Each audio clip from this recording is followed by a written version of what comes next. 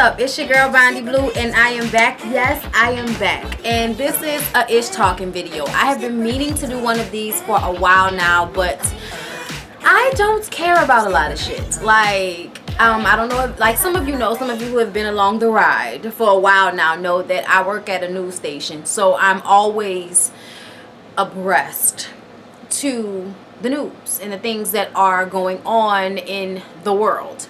And at some point you kind of just tune everything out, because if you were really taking in all of the fucking information, you kill yourself at the end of your workday. So I kind of just want to talk about a few things, and because these things are depressing as hell, we're going to talk about cutting it up in the ATL and Braxton family values at the end of this Ish talking video, just to cut it up, because I don't want it to be all sad stuff, and there wasn't enough celebrity news that I gave a fuck about, honestly. Like, nothing happened too huge. But we're gonna start it off with the two most disturbing stories that I've heard this week. The first is what happened Wednesday night, 9 p.m. at a church in Charleston. It's a historical church in the African American community in Charleston, in South Carolina. Something with the E.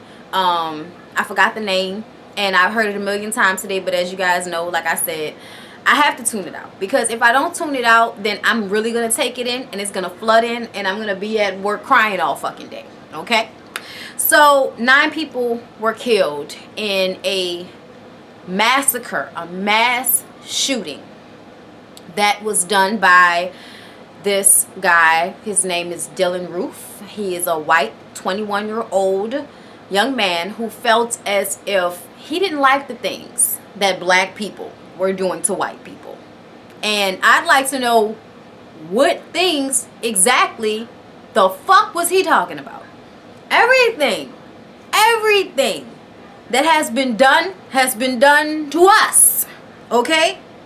Civil rights, racism, cops killing black kids, and it's amazing to me how this dude killed 9 people in a church, and you put a fucking vest on him to arrest him.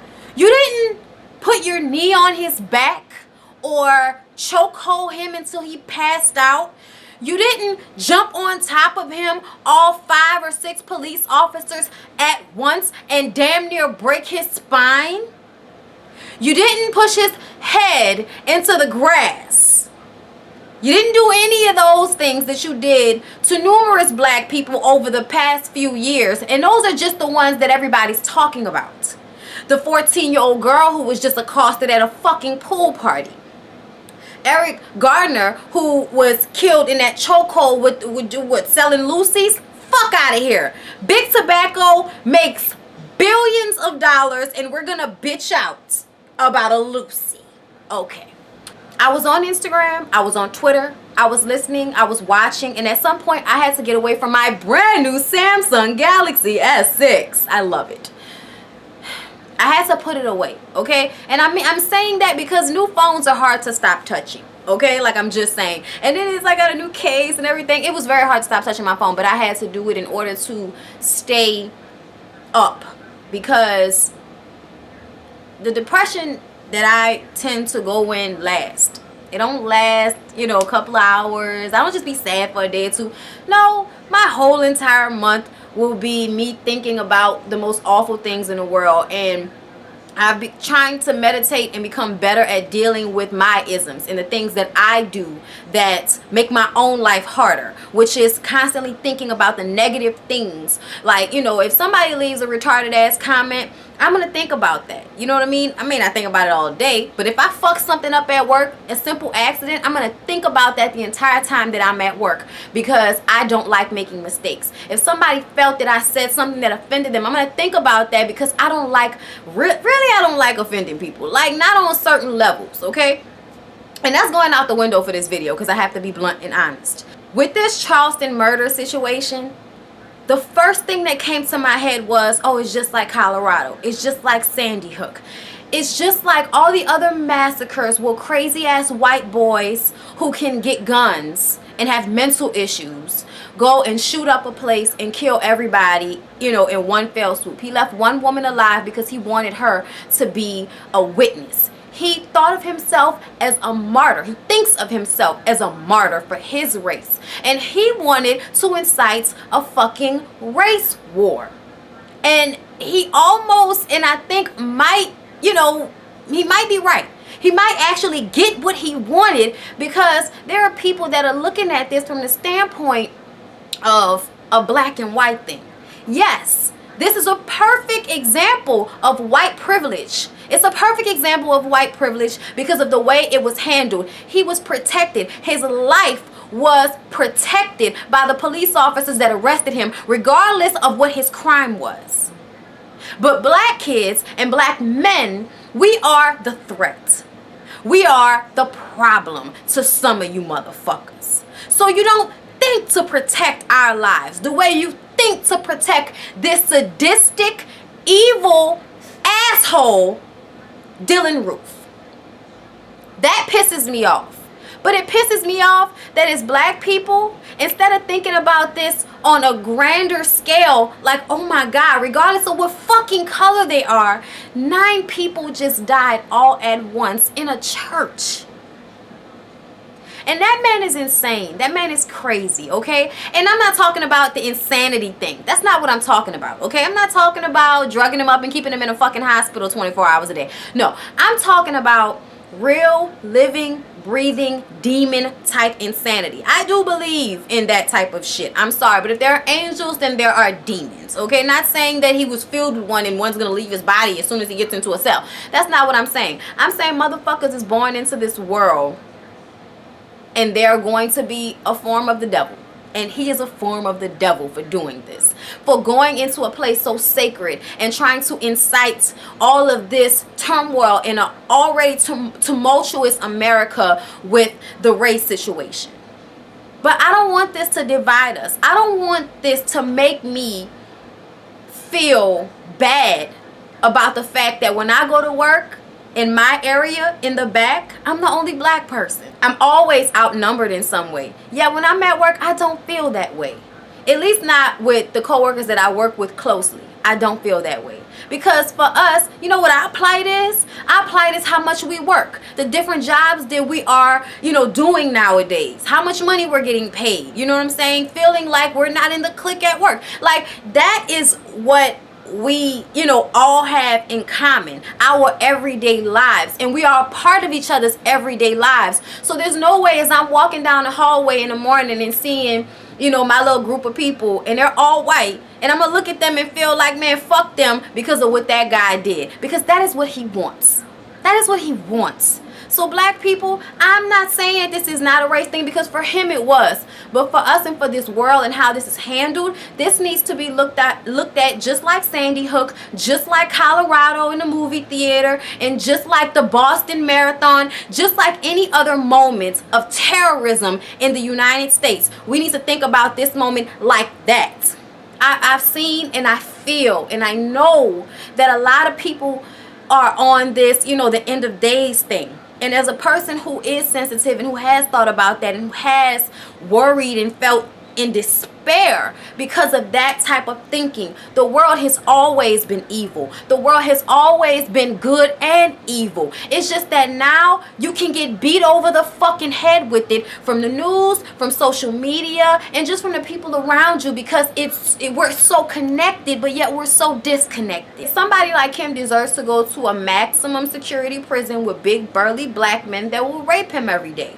I'm sorry, but that's how I feel. My heart goes out to the people in South Carolina and to that church and to the people of that congregation and to our country to come together, okay? To come together and not do this racial divide shit.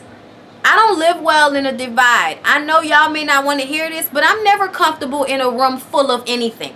I'm not comfortable in a room full of black people. I'm not comfortable in a room full of white people. I need a mixed fucking crowd. Because for me, if there are too many white people, somebody's racist. If there are too many black people, somebody's gonna fight or start shooting. So for me, I like the mix of everybody.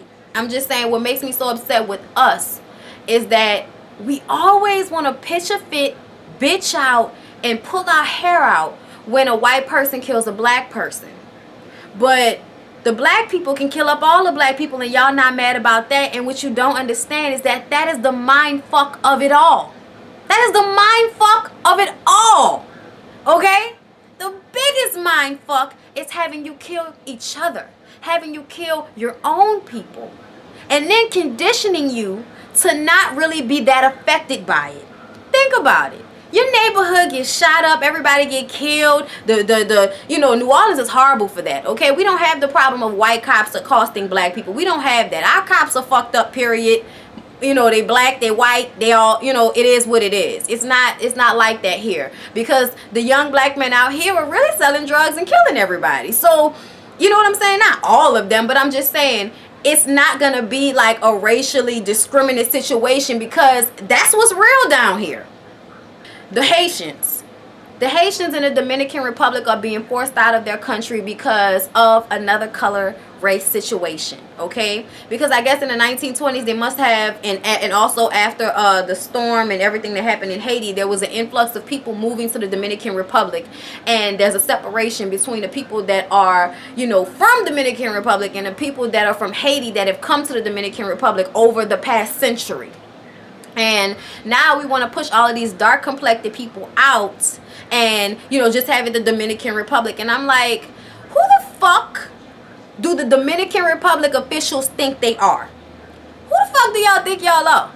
As America, I feel like we should stop trading with y'all. I'm not traveling to the Dominican Republic. I'm not giving you my motherfucking money. You throwing them people out like they got somewhere to go. They supposed to go back to Haiti, which has been ravaged by all of the hurricanes and storms and shit that they've had to deal with over the past few years. And the fact that they are one of the countries that are owned by the people that live there, and so nobody will help them. Nobody helps them like they should. You know what I'm saying? Like, of course, they got people like Beyonce and all of them that go over there and give money and relief and all that, and that's great. That's what they're supposed to do. They have enough to give. But as far as the United States is concerned, I think that something needs to happen there. Something needs to happen with that situation. We always want to walk around and be the police for everybody. Y'all always want to send them over to the Middle Eastern countries to blow shit up and help people and set up schools and all of that. Why can't you do that in Haiti? Why? Because the people are really black and there's no oil to steal? My prayer also goes out to all of those Haitians, and I hope that somebody that is of access can help them, because I think it's absolutely ridiculous for 250,000 people to lose their homes over some ignorant shit. Okay? Yo, oh my God. All right. So that was the depressing shit. So let's get to the stupid shit. Rachel Dolezal. That's another reason why I'm mad at the black people. I'm mad at the black people, and I'm saying y'all and not me, because I was mad from the fucking gate. Not mad at her. You know what I'm saying? Like, oh, you trying to... No. Let me make you understand something.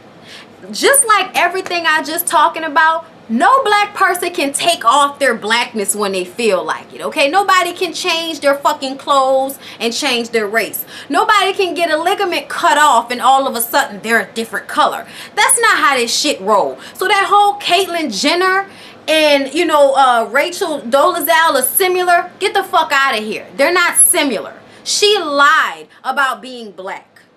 And she lied because she has a mental issue. She obviously has some deep-rooted issues that she needs to work on for herself, but she is a white woman. And she will never be black because she will never understand what it is to be black. Black people that allow your white friends to call you nigga, you're a part of the problem too. I have a fucking problem with y'all too, and I'm going to tell you why.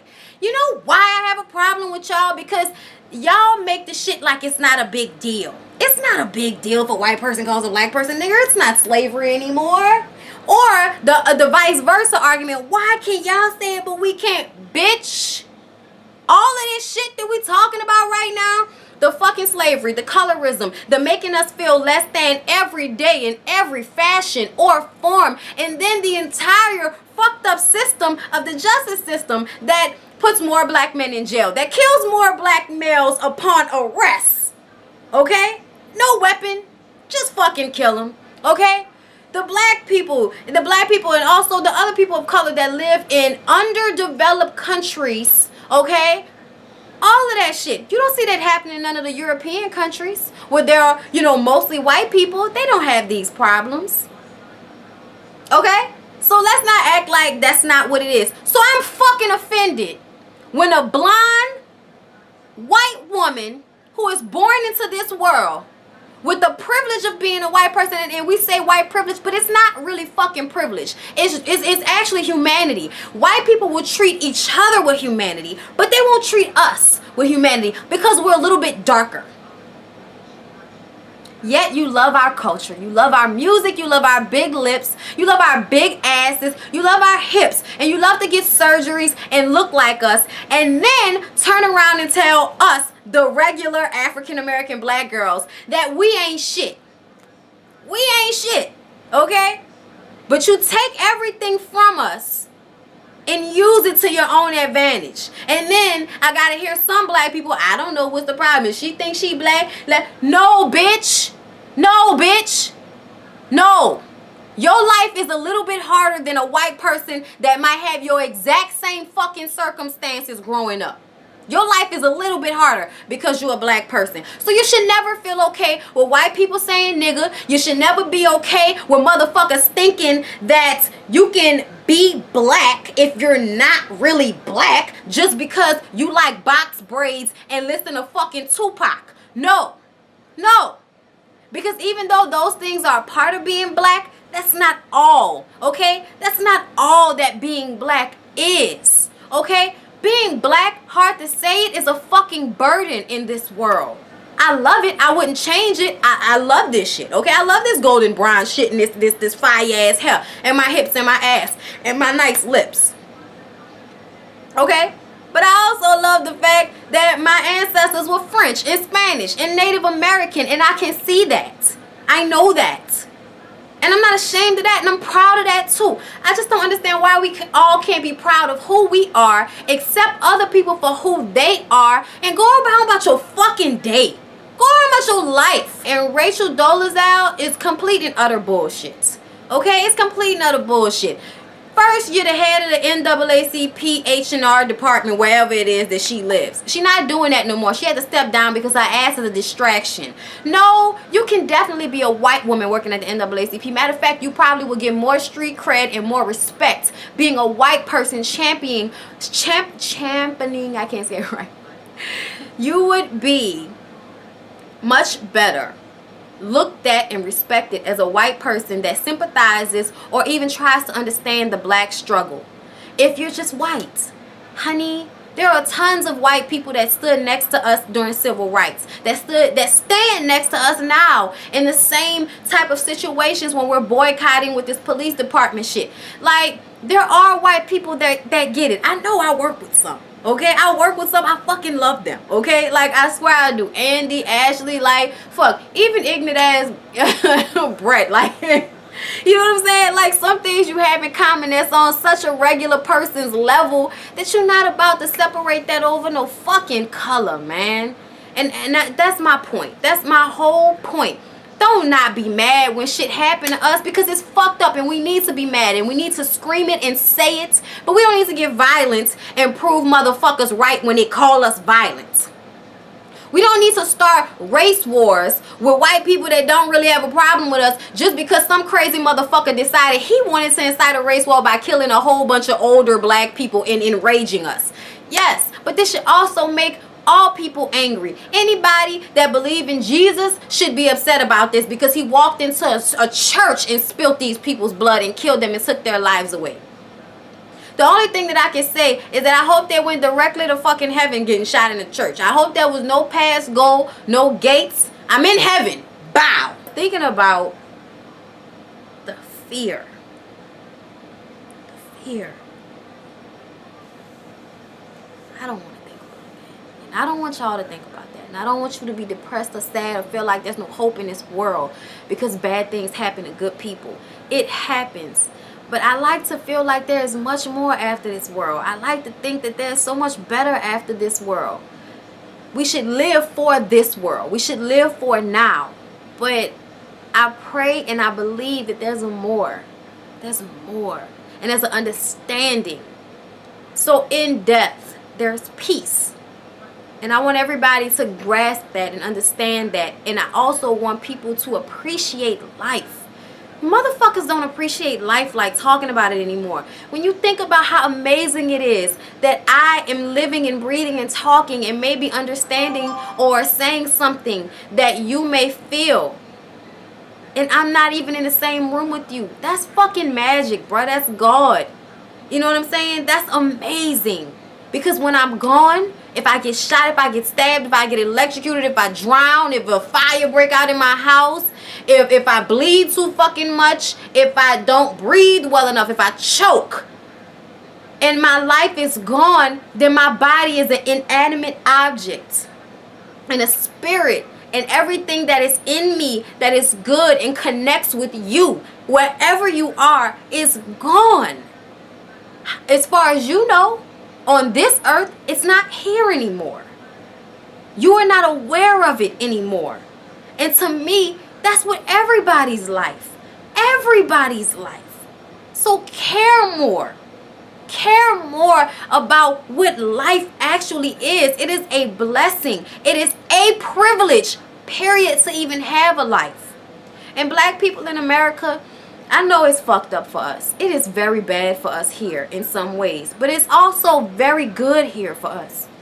If you look at the things that have happened in Africa after slavery, the wars amongst the tribes, the Africans, the white people that colonized in Africa, and how they treated the black people, the guns in the schools, things that as Americans we have not had to be subjected to. Living in third world countries like some of the Middle Eastern countries where there's no running water, in the African, in Africa, in their countries where there's, because Africa's a continent. Come on now, I know, okay? There's so much that we could not have. Electricity, water, a house, a job. There's so much that we could not have that other people on the other side of this world don't have, that share the same complexion and ancestors as we do. So even though this happened and this is horrible and we need to keep bringing attention to the things that are unfair, we also need to accept the fact that our lives could be worse as people of color. Because they're worse for other countries. They're worse for other people in other countries. Just look at the Haitians. It could be fucking worse. So everybody take a deep breath. Say a prayer. Count your blessings. Think about the people all over the world that don't have what you have as a person of color or as a person, period. And be grateful and be thankful and thank God that you are where you are, and pray for those people that they are okay wherever they are with whatever they have. Let's move on to the good shit. Peter and fucking Cynthia. Y'all, look, let me see it. Alright, I'm just gonna go ahead and say, I think that Peter cheats on Cynthia. I'm not gonna fucking front, okay? I'm not gonna front. That shit, that video of him talking to that girl in the club, yeah, I know it's loud in the club, you get all close to somebody, but I ain't never had nobody put their fucking hand on my neck while they talking to me in my ear and they wasn't getting it in. Okay? I'm just saying, that was too close. Okay, but I'm not going to say he's fucking that exact woman. I'm not going to say that happens. But I can't possibly believe that Peter is always faithful to Cynthia. And that's just because Peter is on a nationally syndicated show. He's Jamaican. He is a nice looking black man. And I'm sure he throws down. Okay, Jamaican, that black, with that type of demeanor and that walk, ding-a-lang swing. I'm telling y'all right now, this is why Cynthia is still with him. I understand everybody feeling like he probably be cheating on her. And I'm not even mad at that. I'm mad at the way people message Cynthia. Like, I went to her Instagram because I follow Leon. I don't follow her. And I need to start following her. I don't be following everybody because I don't be giving a fuck. But I follow Leon because I'm, slightly in love with him. And, since the 5 heartbeats, okay, calm down. This is a long love affair between he and I, okay? He don't know about it, but goddamn it, one day he gonna know, okay? Now look, I follow him and I saw, he always posts pictures of Cynthia and his daughter and stuff like that. So I went to her Instagram and she put out a statement saying that, she saw it and, child, please, I ain't about to be leaving my husband because of no shit like that. I agree with her, and I don't like the way people bombarded her with the shit like she was supposed to be, yeah, fuck my husband, to you anonymous fucking people on Instagram and Twitter. Like, I just didn't like that shit. I didn't like the way people came at her. I didn't like the way people messaged her and tweeted her and the things that they were saying. I didn't like that, okay? And you can tell that it's a real issue because both of them had to actually come out and say something about it. So you can tell that it's an issue. But I just didn't like that shit. I felt bad for Cynthia because, like, who the fuck wants their business put out on Front Street like that about their husband? It's embarrassing, especially for a woman as beautiful and as successful as Cynthia, to feel like I can't keep my man, you know, happy. But that's not what it is all the time, y'all. And that brings me to cutting it up in the ATL, okay? Because Mushia said some shit that kind of made me look at her sideways because I agreed, but I disagreed. It's her 10-year anniversary. So she, you know, got this little song, this little sexy song together for her husband. She sings. Yeah, y'all. I watch Cutting It Up in the ATL. Yes, I do. Okay? And I don't like Mushia. Okay? And I'm going to tell you why. I like her because I like how honest she is. I like how real she is. I think she's beautiful. I love her, you know, I love the fact that she's African and intelligent and don't be with the bullshit. And she going to say what it is. And if you're going to come at her sideways over some fuck shit, she going to laugh at your ass. I like that about Mushia. But I also feel that some Africans are very arrogant and they talk down to people. And it's because they didn't have the nice fluffiness of America. I'm going to be real with y'all. I feel like people in Africa, every time if you've seen this show called Census or Sense8 on Netflix, it's a Netflix original. I watched the whole series. It was really good. It was all over the world, these different cultures. And in Africa, you could just, I mean, not just Africa, but the guy who was in Africa, them fucking Africans are ruthless. Gonna tell you, fuck your mama. Okay, give me that fucking chain, bitch. That'll happen in America, true enough, yeah. But there's a special type of I don't give a fuck about an African boy. I'm telling you, I wish I had it. I don't want to be that arrogant when I talk to people, but the confidence or whatever it is that they have that as African Americans we don't have, I can see that, and I wish that I had that. I think that's that knowing where you're from and knowing your roots and feeling that in yourself. As African Americans, we've been raped of that quality, and that's why we kind of don't have it. And you know, that just upsets me. But the thing that upset me that she said was that there are 3 things that your man want, okay? He wants you to be his best friend. He wants you to be a slut. Give it to him whenever, however, wherever. And he wants you to be pretty and shut the fuck up. Now, I'm like, bitch, you look like you don't ever shut the fuck up and just be pretty. And I just didn't like that whole idea that men cheat because a woman isn't doing something right.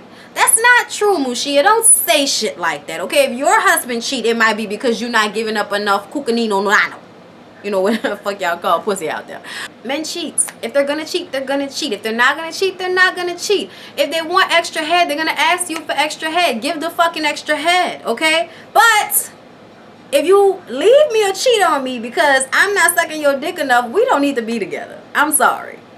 That's how I feel. I don't like that. I don't like that if you cheat, something's wrong with me. Fuck you. If you cheat, something wrong with you. But, you know, it's okay. So, yeah, let's get into what happened on Cutting Up in the ATL. I had to say that just because, from Peter and Cynthia to that shit. You know, because that's like saying, oh, Cynthia must not be doing something right if Peter in the club rubbing bitches' titties and shit. No, that's not what that means. So, y'all, last episode, Deidre dragged Beauty for dear fucking life. I lived.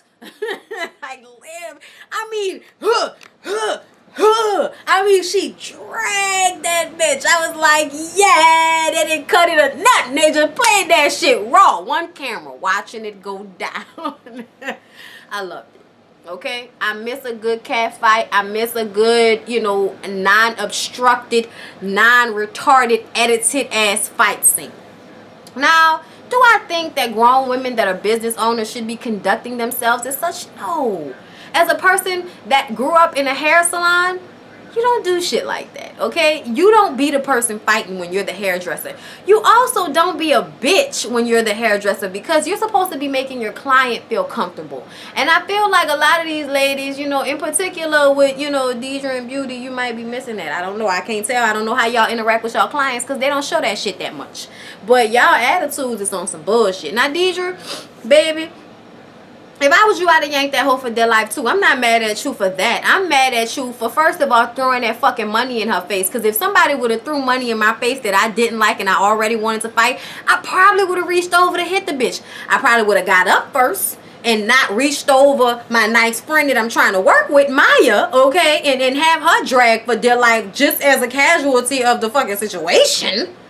But I understand Deidre when she yanked that hoe. But Deidre, you kind of brought that on yourself with your attitude as well. And you don't want to take responsibility, just like Beauty doesn't want to take responsibility.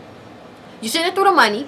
You shouldn't have been talking to Mashia like that. I don't understand what you're saying. Now, you understand perfectly what that bitch saying. She looked like she speak... I heard her speak a little bit of French and she sound fluent. I don't know whether she's from a part of Africa where French is their native language, because that happens. Okay? Well, I mean, yeah, that does happen because the French colonized in France as well as in Canada. And a lot of Africans that live in Canada speak French. Thought it was cute. Quebec. Learned it in French class a long time ago. Just saying, when she spoke it, that's what it made me think of. And also, being from New Orleans, like, we have a mixture of French, you know, with the Creole and everything. And it did used to be a language where they would speak broken French, but they didn't teach us because they didn't want us to hear their conversations. So you only know certain words and shit. But anyway, that's what they made me think about. But yeah, y'all, oh, Deidre, you and your little penis head. Girl, why you gotta go there about somebody's, you know, African origins? Like, I know as black people, we feel like we can do that shit because, bitch, we black. Like, you black, I'm black. You just didn't get on the boat and I did. Okay, so if I want to make fun of you being black, then I'm gonna do that because I'm black. Yeah, I know we feel like that, but not on national television and not talking about African this and African that. Bitch, as an African American, I'm gonna need for you to shut the fuck up and not say shit like that, because that's the type of shit that make white people feel like they can do it. You know what I'm saying? I don't like that shit, because if you do it, then it's really offensive and somebody's gonna get chin checked. I'm just saying, y'all, like, the racism is killing me this week. Came through, and last episode, Mashia, after that fight, told Maya that Beauty has sent one of her clients to the $50 weave store to get her hair done, to inspect the weave. And it was very shysty and it was very underhanded, and Mashia told Beauty's ass that. And then Beauty got mad when Maya took her to the side and told her that Mashia told her. And so now she's all in her feelings. And it goes from being a good time and her getting on a good foot with Maya to her flipping out and now trying to get into it with Mashia. Because you were wrong for saying something. Look, girl, you Coco from SWV looking ass bitch, go calm down some goddamn where. Sitting up there getting mad because she told the truth about some shiesty shit you did and it made you uncomfortable. You just say what it is, make it right with the girl and get over it, okay? Mashia is not your fucking friend. I'm sorry, but I don't understand why you think she your friend. She don't give off any type of fucking energy whatsoever that would mean that you could trust her to tell her something you don't want anybody else to know. You stupid for that, okay? You dumb for that shit. And I kind of respect Mashia for saying it, because I thought it was underhanded. And how the fuck somebody's supposed to trust you with business if they can't trust you straight off rip? But I do understand why Beauty did what she did, because people do what they do on a normal, you know, day-to-day basis when nobody's looking. You know what I'm saying? So sending a client in is not, you know, it's different from her asking for, you know, like the hair or some shit like that. That was about seeing what $50 weaves will get you. That's what the fuck that was about. And I'm kind of curious too. And as we can see, that means a fast job, no nets, no hair wash. What the fuck is with people going to get their hair just flat ironed? Like, I see that a lot in these shows where people just show up to get their hair styled. I don't know. My mom was always like full service. If you come and get in my chair, you getting a wash. You know what I'm saying? Curl a set, getting your head like we clean your hair and style it. That's what the fuck hairdressers are supposed to do. I don't understand wash your hair at home and then let me come do it. Natural hair is different because it takes so long to detangle, but for regular perm hair, I do not understand why bitches is washing their hair in the shower and then going to the fucking hair salon and letting a bitch do that. No, bitch, you're gonna do all of this shit. But I know that's because they like to overcharge in Atlanta, because they have so many hairstylists, they feel like they can just charge whatever. Like, let's keep it realistic, people, okay? Anyway, so Mashia eventually walks out because she got tired of Beauty trying to make a scene, and she was like, so you mad? Bitch, so you mad? Girl, come on now, it's a party. Why are you upset? I told you that was fucked up. So obviously said I was gonna say something to her. Like, why you upset? Y'all good? We don't have a problem. Mashia outside laughing at her. LaKenya and Maya are talking about, girl, you got these cheap ass plastic glasses in here. You need to be worrying about why we can't keep a glass together in this bitch instead of worrying about why somebody said some shit. Like, they was clowning her, but I think at that point everybody had been drinking a lot. Everybody was tipsy and everybody was over Beauty and her fucking over emotional, can't control my emotions in public ass. I agree.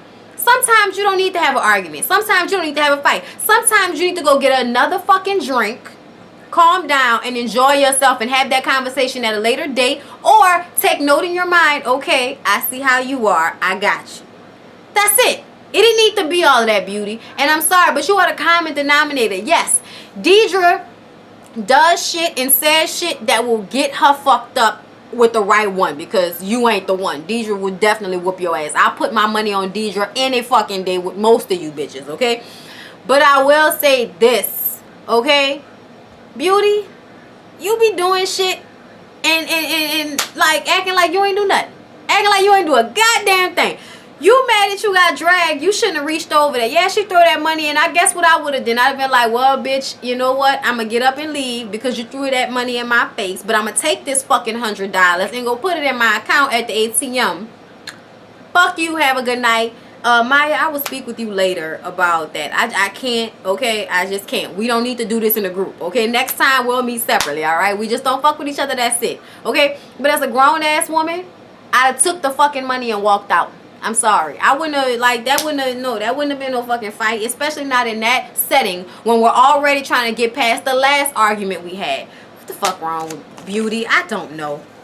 I watch Cutting Up in ATL, y'all. Yes, I do. And I like it. I'm not going to be reviewing every episode, but when shit happens like the drag of, you know, the drag of WeTV, I will definitely go ahead and give y'all my opinion in some of these videos.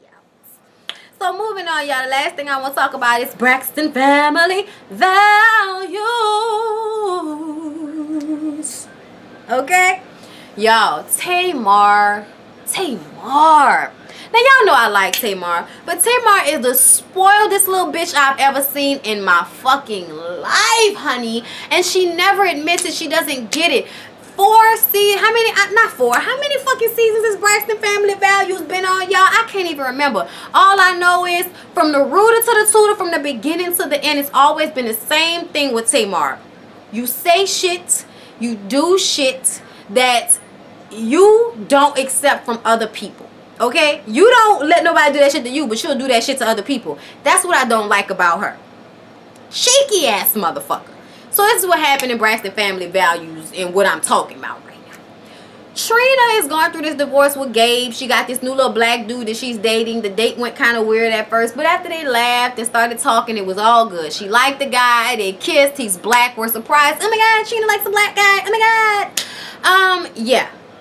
But Tamar is mad because she hasn't been in on the info. She hasn't been in the loop. So when her and Trina sit down, she already is on that. And I'm like, what you should have done, Tamar, is stop bitching about the fact that she didn't tell you.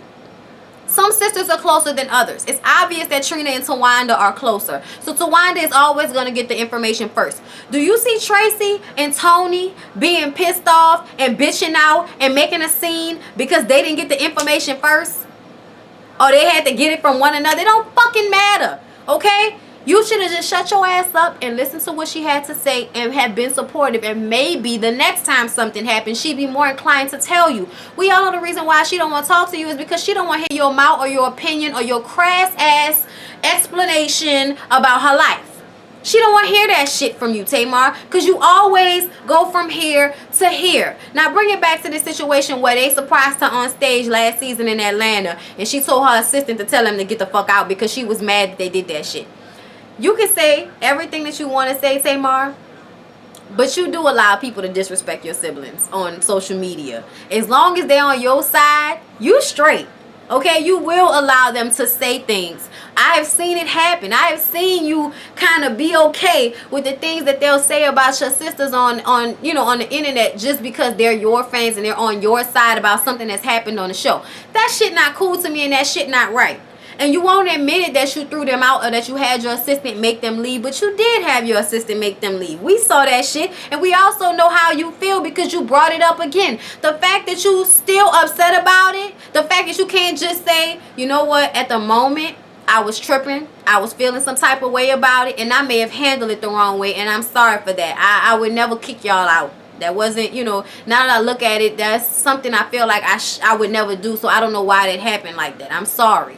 Just apologize and move on, because Trina is not about to let that shit go, because all your sisters are so fucking tired of you doing shit and acting like it's okay because you the baby sister. Yet they don't tell you their business, and you sitting up there crying like somebody done did you something. Always playing the fucking victim. That's why nobody wants to talk to you, Tamar. And then you do that. I'm sorry. Like, I know you like the First Wives Club because I know you got that from Diane Keaton when she flipped out when she found her husband and a therapist together, because that's the same thing she did. I know that's where you got that from, bitch. Okay?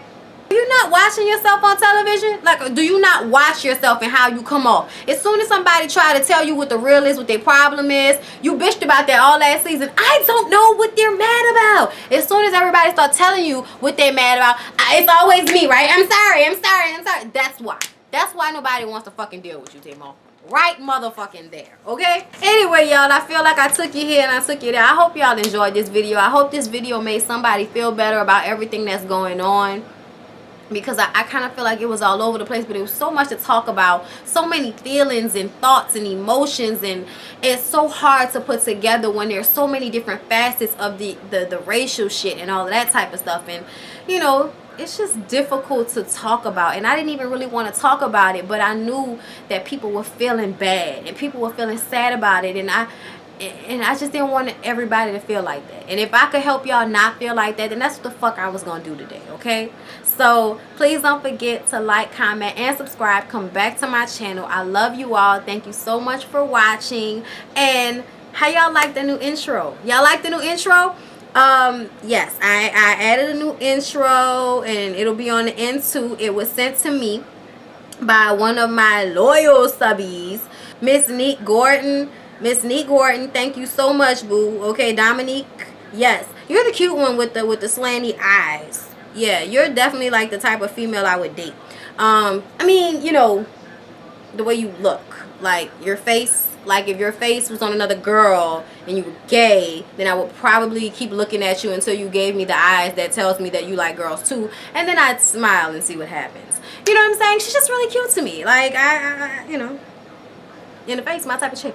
Anyway, so Dominique, thank you so much for the intro. I so appreciate you for it. I love it. And I had to take, she sent me some music that I really like on my shit, but I couldn't use it and make money off of it, so I gotta put the YouTube music on it. But I still love the intro, all her work. Appreciate it so much. Love you guys. Thank you for watching. Please don't forget to come back, and I'll see y'all in the next one, okay?